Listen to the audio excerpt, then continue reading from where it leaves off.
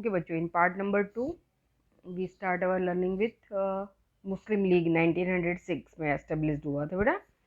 बराबर किस तरीके से बेटा ये एक विचारधारा बनी और विचारधारा से जो है बेटा ये एक लीग बना। देखो कि by adopting the divide and rule policy the English wanted to create a conflict between the Hindus and मुस्लिम।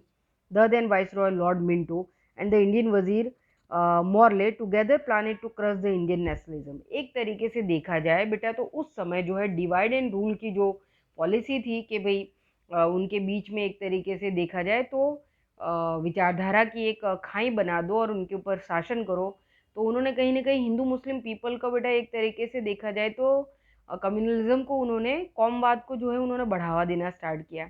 और इसमें जो है लॉर्ड वाइसरॉय लॉर्ड मिंटो और बेटा उस समय उनके जो वजीर थे मॉर्ले, इन दोनों का जो है बेटा काफ़ी अहम रोल था।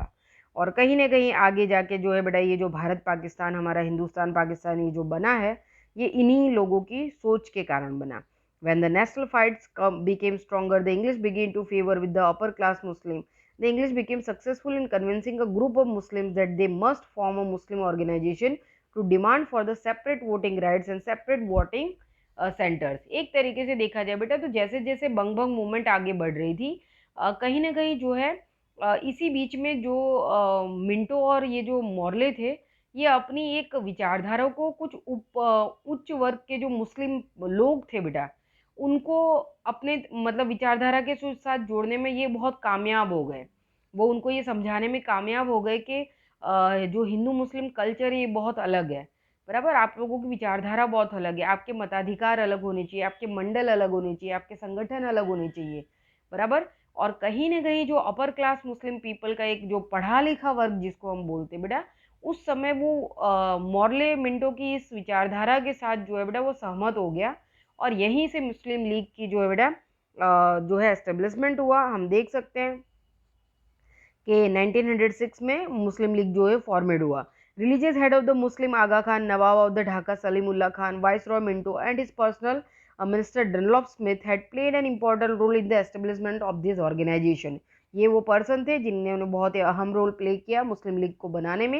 इन order to stop the Muslims from attending the annual conference of the Congress, the annual conference of the Muslim League was arranged on the same day as that the Congress. Thus, the demand for the separate representation is not the brainchild of the Muslim, but that the English policy. एक तरीके से देखा जाए तो बेटा मुस्लिम league को successful बनाने के लिए और ज़्यादा से ज़्यादा जो मुस्लिम मेंबर्स हैं उनको लीग की तरफ डाइवर्ट करने के लिए जब भी इंडियन नेशनल कांग्रेस की जो है बेटा उसके अधिवेशन होते हैं तो मुस्लिम लीग बिल्कुल उसी टाइम पीरियड पे उसी दिन पे उसी समय अपना भी अधिवेशन जो है बेटा रख देता था। जिसकी वजह से क्या होता था जो मुस्लिम मेंबर्स हैं वो कांग्रेस के अधिवेशन में जाने की बजाय मुस्लिम लीग के अधिवेशन में जाते, जिसकी वजह से काफ़ी धीरे धीरे जो है मुस्लिम पक्ष जो प्रतिनिधि थे बेटा उसके जो रिप्रेजेंटेटर थे बेटा वो कहीं ना कहीं एक तरीके से एक अलग विचारधारा के साथ तरफ चलने लगे। जबकि कांग्रेस जो है बेटा वो सबको साथ में लेकर चलने में मानती थी। लेकिन इंग्लिश जो रिप्रेजेंटेटर थे जो मॉर्ले मिंटो थे बेटा जो ये अपने अपनी उस चीज में सक्सेसफुल होते हुए दिखे और जो एक बीज है ना उन्होंने शीड को शो अप तो कर ही दिया था और विचारधाराओं में बीच में उन्होंने एक तनाव ला दिया। और कहीं ना कहीं जो है बेटा उन्होंने मुस्लिम पीपल को ये समझाने में बहुत सक्सेसफुल हो गए कि आप लोगों की विचारधारा हिंदू पीपल से काफ़ी अलग है। तो आपकी जो चीज़ें होती हैं आपके जो मंडल हैं आपके ये वोटिंग के जो अधिकार हैं आपके वोटिंग के जो सेंटर्स हैं वो इनसे अलग होने चाहिए। ओके, इस वजह से देखो लास्ट की लाइन में आएगा कि क्रिएटर ऑफ द पाकिस्तान के बारे में जब कहा जाता है तो मिंटो की बात आती है। देखो इधर कि Muslim but that by the English policy Minto started the policy of communalism sorry of taking the Muslims as the associates. एक तरीके से देखा जाए बेटा तो मिंटो ने जो है मुस्लिम संगठनों को बनाने की एक शुरुआत कर दी थी उन्होंने। और कहीं ना कहीं बहुत सारे हिस्टोरियंस और फिलोसोफर्स हैं बेटा राइटर्स हैं वो इस बात को मानते हैं कि कहीं ना कहीं हिंदू मुस्लिम पीपल के बीच में बेटा ये जो कम्युनलिज्म का जो शीड है वो मिंटो जो है शो अप करने में कामयाब हो गए। That's why the many writer consider Minto as the father of the Muslim communism. इसी वजह से बहुत सारे लेखक जो है बेटा वो मॉर्ले मिंटो को जो है बेटा मुस्लिम कौमवाद के पिता के रूप में जो है, पितामह के रूप में जो है इतिहासकार उनके बारे में लिखते हैं। और जो कुछ हिस्टोरियंस आगे भी लिखते हैं कि historian also goes to the extent of saying that the real creator of Pakistan was not Muhammad Ali Jinnah or the Rahmatullah but the Lord Minto। बराबर, कुछ इतिहासकार तो यहाँ तक लिखते हैं बेटा कि पाकिस्तान के सर्जक जो है वो मोहम्मद अली जिन्ना या रहमतुल्लाह खान जैसे नहीं थे, लेकिन मिंटो ही थे। अगर मिंटो शायद इस तरीके की विचारधारा जो है बेटा वो हिंदू मुस्लिम पीपल के बीच में ये शेड शो अप नहीं करते बंग भंग मूवमेंट के टाइम, तो शायद 30 40 35 साल के बाद जो हमको आज़ादी मिली जो है 40 साल के बाद 1911 से लेके अगर आप देखो तो हम लोग 1947 में आज़ाद हुए, लेकिन ये जो पूरा 40 साल का दौर है, क्योंकि बंग भंग मूवमेंट के टाइम से ही ये एक मुस्लिम कम्युनलिज्म की शुरुआत हो चुकी थी और मिंटो इसमें सक्सेसफुल हुए। और इनके सक्सेसफुल होने का जो प्रमाण है बेटा वो भारत और पाकिस्तान का बनना है। और तभी से मानते बेटा कि the conflict between the Hindus and Muslim increase and result in the division of India. Okay, Bharat का बंटवारा बेटा इसका सबसे बड़ा प्रमाण बना। अब हम आ जाते हैं बेटा उग्र क्रांतिकारी जो बेटा एक तरीके के जो birth and development the extreme revolutionary movement की तरफ आ जाते हैं बेटा। एक्सट्रीम रिवोल्यूशनरी मूवमेंट का मतलब होता है कि बहुत ही उग्र अग्रेसिव मूवमेंट्स, उग्र क्रांतिकारी मूवमेंट्स हम इनको कहेंगे। देखो कि the revolutionary activities in India was started by Vasudev Balwant Phadke, यहाँ पे उनका पिक्चर भी दिया हुआ है बेटा। Revolutionaries like Damodar Chapekar, Balkrishna Chapekar brother, V Savarkar, Badrinath Ghosh, Khudiram Bose, Prafulla Chaki, Ram Prasad Bismil, Ashfaqulla Khan, Chandrashekhar Azad, Bharat Singh, Shivram Rajguru, Sukhdev, Batukeshwar Dutt, Roshan Singh etcetera carried out the torch of the nationalism.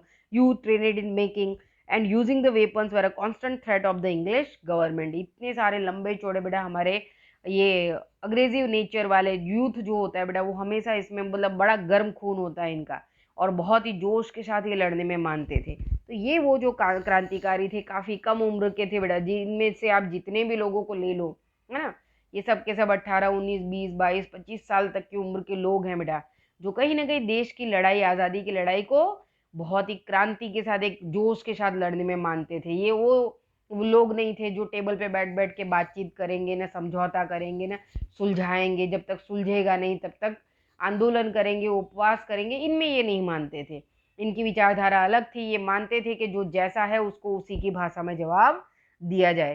तो कहीं ना कहीं ये जो हमारी राष्ट्रवाद की जो ज्योत है बेटा इसको जलता हुआ रखने के लिए इन्होंने हर तरीके की कोशिशें की, तरह तरह के वेपन्स बनाए, बॉम्ब बनाना सीखे, बराबर, शस्त्रों को कैसे यूज़ करना है बेटा, ये सारी ट्रेनिंग जो है बेटा इन ये जो क्रांतिकारी थे वो अपने साथ साथ दूसरे यूथ को जोड़ते थे, उनको देते थे। और जो इंग्लिश गवर्नमेंट है उनकी नींद उन्होंने अपनी उग्र जो क्रांतिकारी एक्टिविटीज़ है बेटा उनसे उन्होंने कहीं ना कहीं इन मूवमेंट्स के थ्रू उन्होंने ब्रिटिश सरकार के नाक में जो है दम कर दिया था।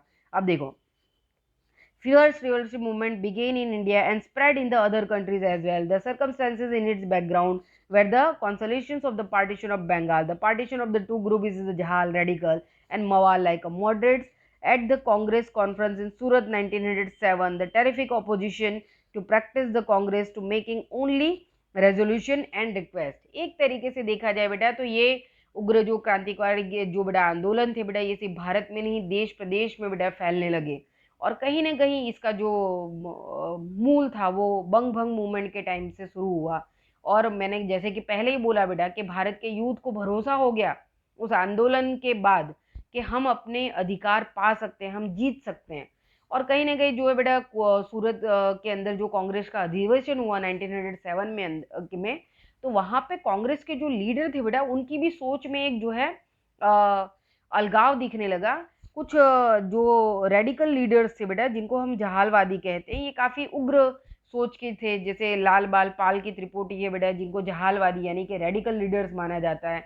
और जो उदारवादी हैं यानी कि मवाल जिनको मॉडरेट लीडर्स कहा जाता था बेटा। तो यहाँ से कांग्रेस के अंदर भी बेटा एक तरीके से विचारधारा का बदलाव हुआ। एक पर्टिकुलर लीडर्स का ग्रुप ऐसा था जिनको जहालवादी कहा गया बेटा, जिसमें लाल बाल पाल यानी कि लाल यानी कि कौन थे, लाला लाजपत राय, बाल यानी बाल गंगाधर तिलक थे और पाल यानी के बिपिन चंद्र पॉल थे। ये तीनों ग्रेट लीडर्स बेटा उस समय के, लेकिन काफ़ी गर्मजोशी के साथ बहुत ही इनको जैसे लाला लाजपत राय को, भगत सिंह, सुखदेव, ये लोग बेटा फॉलो करते थे। बाल गंगाधर तिलक को तो पूरा देश ही फॉलो करता था, खास करके बंगाल प्रोविंस में बिपिन चंद्र पॉल। तो इनकी विचारधाराओं के साथ यूथ जो बेटा आगे बढ़ रहा था। The lethargic policies of the Indian National Congress got a solid new turn. और कहीं न कहीं यहाँ पे वो जो हिंदी राष्ट्रीय कांग्रेस की जो बहुत ही मतलब बोलते हैं ना कि सिर्फ वही मैंने बोला कि टेबल पे बैठ के बात करना है ना, वेट करना है कि भाई कब तक समझौता होगा, आप इसके बारे में क्या करेंगे। ऐसी जो ढिलास वाली जो उनकी नीतियाँ थी बेटा, उन नीतियों में एक ज़बरदस्त बदलाव आया, क्योंकि ये जो रेडिकल लीडर्स थे बेटा, वो इसके खिलाफ थे कि जब वो इस तरीके की भाषा समझते ही नहीं हैं, तो उनसे इस तरीके की बातें करके क्या फ़ायदा, और हम कब तक इस तरीके से बैठ के टेबलों पर बात करते रहेंगे, और वो कब तक इस तरीके से हमारे देश के लोगों को प्रताड़ित करते रहेंगे। ओके, यहाँ पे कुछ पर्टिकुलर बेटा पर्सन से इनके पिक्चर्स है, हमने 8th स्टैंडर्ड में देखा था बेटा। राम प्रसाद बिस्मिल, इनकी बहुत अच्छी अच्छी कविताएं बेटा हमने देखी थी 8th स्टैंडर्ड के टेक्स्ट बुक में, शायद हम सेकेंड सेम में हमारा चैप्टर था बेटा, और उसमें हमने देखा था बेटा कि इनकी वो कविता के शब्द है ना कि सरफरोशी की तमन्ना अब हमारे दिल में है, देखना है जोर कितना बाजुए कातिल में है। अब यहाँ पे मतलब ये ऐसे लोग बेटा जिनकी कलम से भी जो निकलता था बेटा, वो भी अपने आप में एक मशाल था। मतलब वो लोगों के दिल में ऐसी मतलब आज़ादी की चिंगारी जलाता था कि ना चाहते हुए भी लोग उनकी सोच के साथ मुड़ जाते थे। सोचो, जब कलम में इतनी ताकत थी, तो सही में उनके हाथों में जो वेपन होता होगा उसमें कितनी ताकत रहती होगी। चंद्रशेखर आज़ाद को देख सकते हैं बेटा, अशफाकुल्ला खान को देख सकते हैं हम, है ना। यहाँ पे सरदार भगत सिंह, शिवराम राजगुरु, सुखदेव थापर और रोशन सिंह को हम देख सकते हैं बेटा। बाल गंगाधर तिलक का फोटो हमको दिखाई दे रहा है। ये वो पर्टिकुलर बेटा लीडर्स हैं बेटा, ये वो क्रांतिकारी हैं बेटा, जिन्होंने हमारे देश की आज़ादी में अपना सब कुछ झोंक दिया। ज़्यादातर देखो सबके सब यंग एज के हैं, है ना, सिर्फ बाल गंगाधर तिलक को छोड़कर। आप देखिए जरा कितनी कम उम्र है इनकी बेटा, पर वो जज्बा, वो सोच क्या थी इनके अंदर, है ना। मैंने शायद लाइव क्लास में आपको बोला था कि बड़ी अच्छी लाइन है कि कितने चढ़े फांसी पर, कितनों ने गोली खाई है, फिर भी कह रहे लोग यहाँ पर चरखे ने आज़ादी लाई है। हम जब भी आज़ादी की बात करते हैं बेटा, तो सिर्फ हम उसमें कांग्रेस का रोल देखते हैं, हम गांधी जी का रोल देखते हैं, हम वो अहिंसक आंदोलनों की बात करते हैं बेटा। लेकिन हम कभी कभी ये भूल जाते हैं बेटा कि ये भी वो लोग हैं, सिर्फ अहिंसक आंदोलनों से ब्रिटिश नहीं माने थे बेटा। ये भी वो लोग हैं जिन्होंने ब्रिटिशर्स को सोचने पे मजबूर कर दिया था कि तुमको भारत छोड़ना होगा। और इसमें आखिरी जो बेटा लड़ाई थी, जो अंत तक लड़ी, वो सुभाष चंद्र बोस ने लड़ी थी। ओके, तो यहाँ पे हम बाल गंगाधर तिलक से देखते हैं अब कि Lokmanya Bal Gangadhar Tilak declared in formally freedom is my birth right and will achieve it anyhow. This became the magazine for the revolutionary freedom fighters, है ना। लोकमान्य बाल गंगाधर तिलक का बेटा ये मैगजाइम, मैगजाइम का मतलब होता है कि एक व्यक्ति द्वारा बोला हुआ एक ऐसा सत्य बेटा जो अब आगे जाके एक स्लोगन बन जाता है बेटा। स्वराज्य मेरा जन्मसिद्ध अधिकार है और मैं इसको लेकर ही रहूंगा। और कहीं ना कहीं बेटा क्रांतिकारियों के लिए ये जो लड़ाई है, ये जो नारे थे, इनकलाब जिंदाबाद, वंदे मातरम, ये जो स्लोगन है बेटा, ये ऊर्जा का संचार करता था।